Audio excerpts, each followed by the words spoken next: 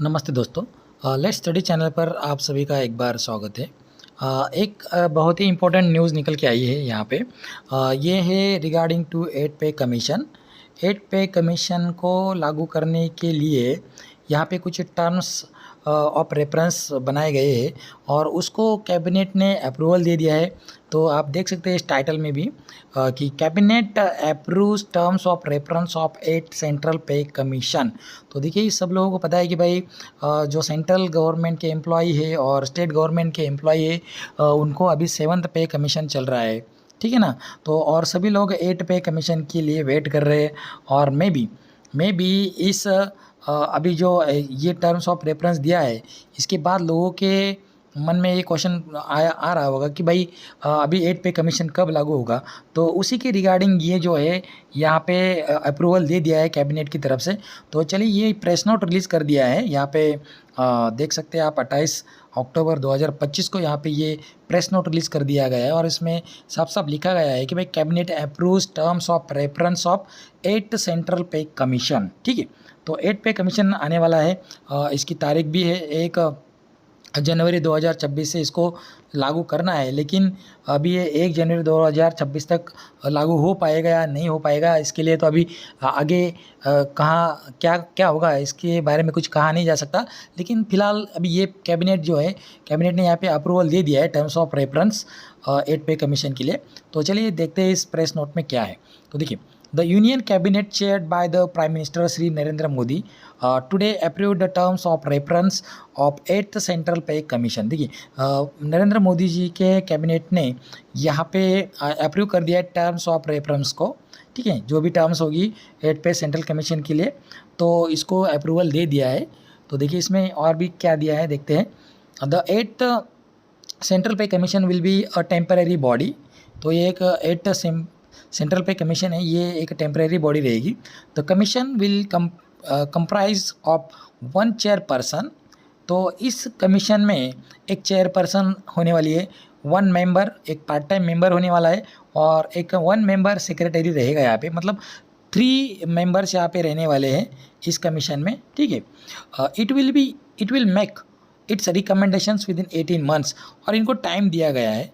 8 पे कमीशन बनाया गया है, इसमें 3 मेंबर्स रखेंगे। यहाँ पे एक चेयरपर्सन है, एक पार्ट टाइम पर्सन है और एक सेक्रेटरी है और इनको टाइम दिया गया है भाई within 18 months of the date of its constitution.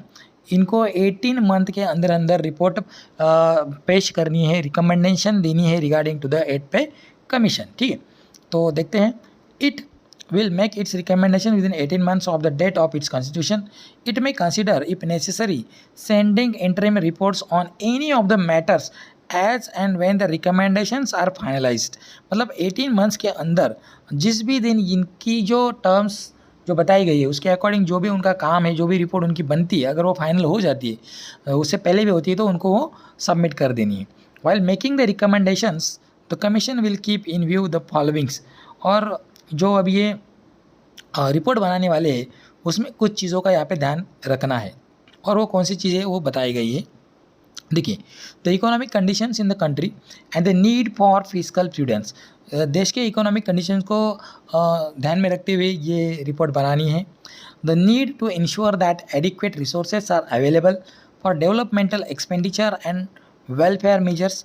तो देखिए ये सेकंड पॉइंट बताया गया भाई the need to ensure that adequate resources are available. जो रिसोर्सेज यहाँ पर अवेलेबल है उसके अकॉर्डिंग क्या क्या एक्सपेंडिचर होने वाला है और क्या क्या वेलफेयर मेजर्स है उसको भी ध्यान में रखना है।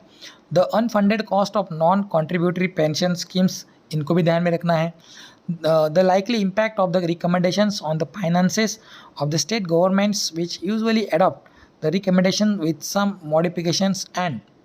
देखिए जो भी सेंट्रल गवर्नमेंट में जो भी 8 पे कमीशन के रिगार्डिंग जो भी रूल्स रेगुलेशंस या टर्म्स लगाई जाती है वह सेम जो है स्टेट में भी वो वैसे ही एडॉप्ट किया जाता है। तो उसके अकॉर्डिंग वो जो रिपोर्ट बनाई जाएगी वो एक अच्छी रिपोर्ट बनाने के लिए बताया गया है जो कि फाइनेंस के रिगार्डिंग होती है।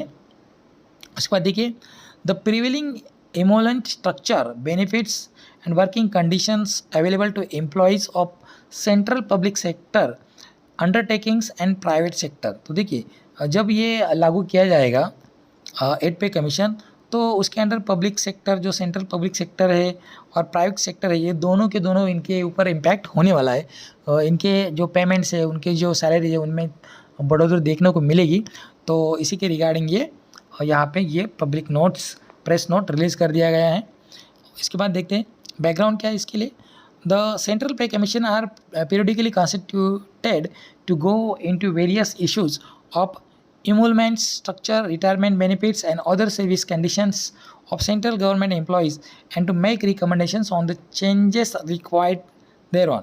ठीक है, देखिए सेंट्रल गवर्नमेंट के रिगार्डिंग यहाँ पे बात की जा रही है कि भाई उनकी जो एम्प्लॉयज़ है, जो रिकमेंडेशन है on the changes required thereon. ठीक है, जैसे कोई पेंशनर्स है, जो कोई रिटायरमेंट हो चुके लोग हैं, अकॉर्डिंग टू द ये सब चीज़ों को ध्यान में रखते हुए यहाँ पे जो भी रिपोर्ट है वो बनानी है। ठीक है, usually the recommendations of the pay commissions are implemented after a gap of every 10 years. 10 years के बाद हमें पता है कि भाई ये पे कमीशन लागू हो जाता है। तो इस गैप में बहुत सारी चीज़ें बदल जाती है, तो उसको अकॉर्डिंग ये रिपोर्ट बनाई जाएगी।